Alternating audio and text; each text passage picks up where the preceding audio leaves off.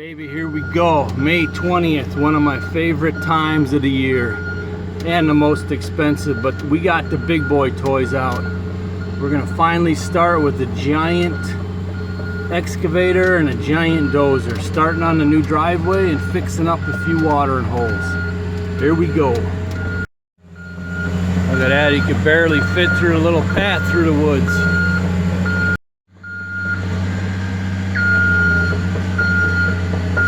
A little too slick, she's sliding downhill.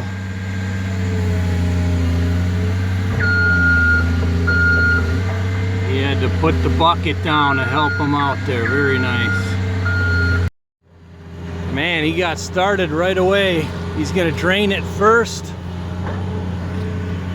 and then we're gonna fix this one up. We're gonna move it over to the left, and we're gonna make a better bank on it. It's gonna be deeper and hold more water. That should be a good one-time fix. And then this will be a permanent watering hole, year-round water source, deep in the woods. Of course, right next to one of my beautiful creations here. Just seeded that down about 8-10 days ago. Here we go, he's cutting the water out. Boom, the levee breaks.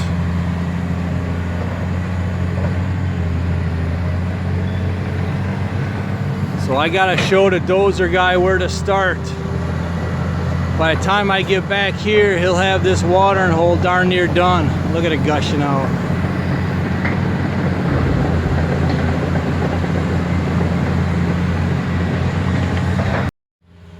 Wow, look at that water draining out.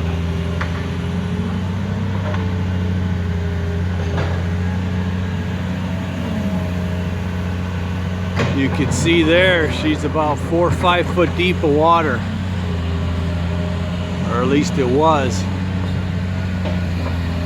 So look at the dozer, 12-foot wide blade. Heading out to start the new road. Right, here's the top of the property where we're gonna come out at. Right there at the yellow flag. It's gonna be 35, maybe 40 foot wide, new driveway. Come out here into the cornfield and back to the home site. Looking good.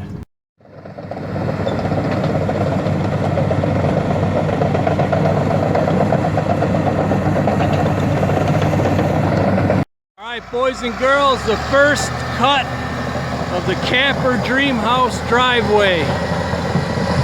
Going down.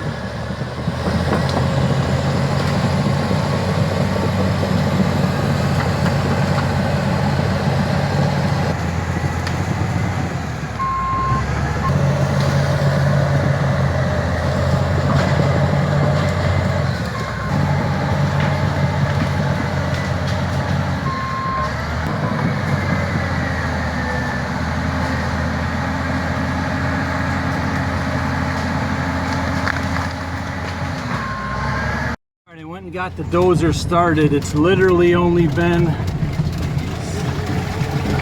17 going on 18 minutes I've been gone, and this is the boss operating the big one on that little pond. I'll show you how far he's gotten in 17-18 minutes. Wow. All right, he's hit rock hard pan. I hear it scraping.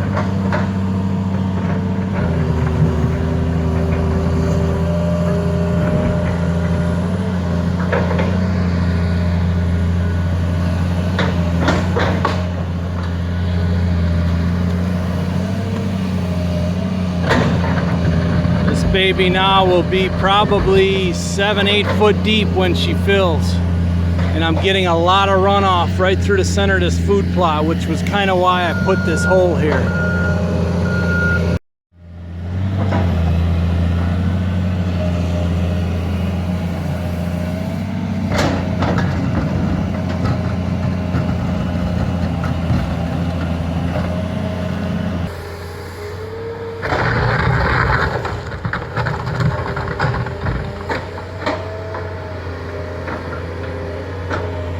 Right, the master excavator told me that it's limestone under there, or sandstone. See, I forgot already. So it won't leak. It's limestone because it lays flat this way. So that won't leak. He said if you hit sandstone, which cracks up and down, he said forget it, you'll never hold water.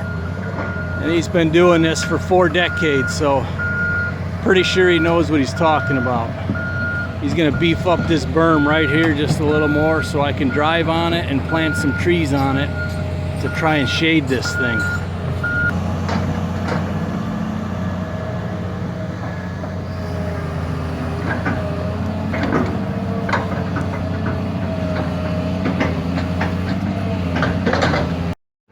Right, there's the final shaping, and it's 1:23 now. He started at 12:45-ish. So 45-minute watering hole.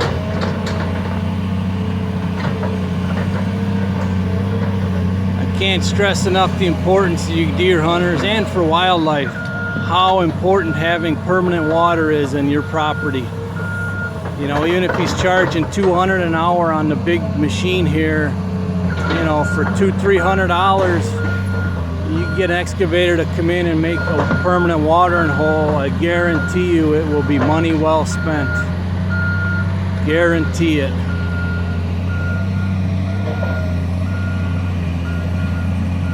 Off to the next watering hole.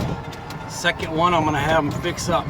All right, I dug that watering hole in about 45 minutes right next to this beautiful plot. And it held so good that I'm gonna have them make it nice and deep now to serve as a watering hole for the animals, but also as a watering source. During drought, I can water this food plot then. Remember, this was the first plot that I spayed these 2 rows of trees on the outside. That's which plot this is. And if you can visualize, a new deer tower is gonna be right in that edge there, for both bow and gun hunting. So this is all planted, and there's the watering hole there that he's coming over to fix. You could see just how much deer love these things. I can't see, there's the sun right now, but down in the bottom of this water is trampled with deer prints.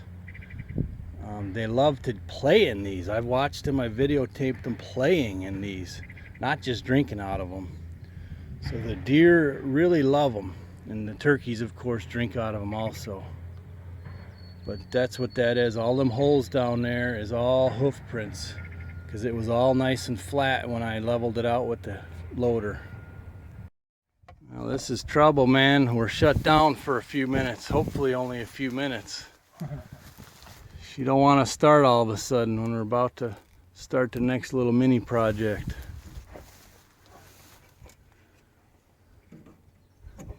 We'll see how good Morris is. Hopefully he gets her fired back up.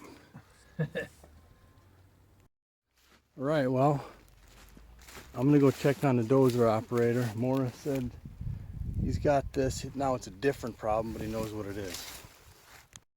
Alright, just had a minor panic moment. I thought he was off of the line, but we're still good.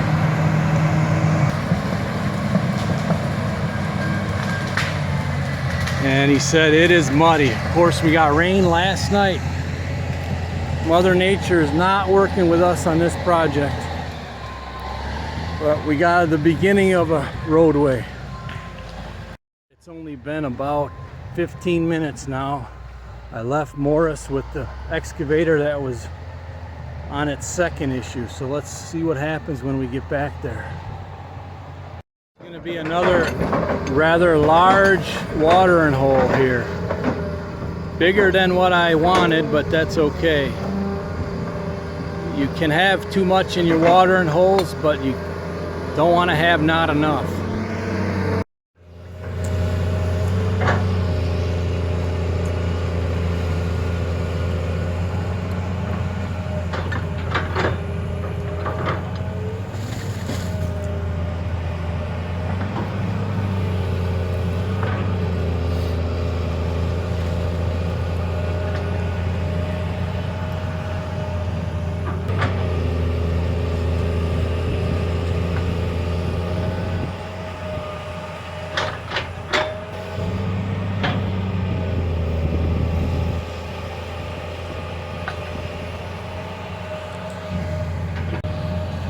That far end of that watering hole was about 2 foot deep when I cut it.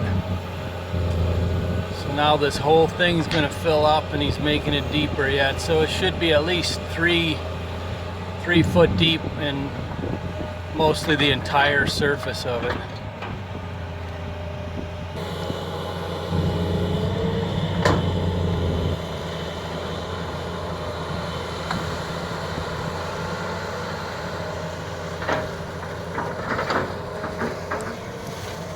That water that's in there was the entire fill where I had it cut.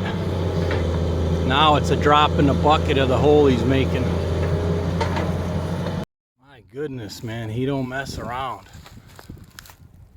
All that for a little watering hole, although it should fill up to 4 foot deep in that big hole there in the bottom. But man, them hills, them banks he made are probably 5-6 foot high, at least back there in the corner. So we'll see how this baby fills up.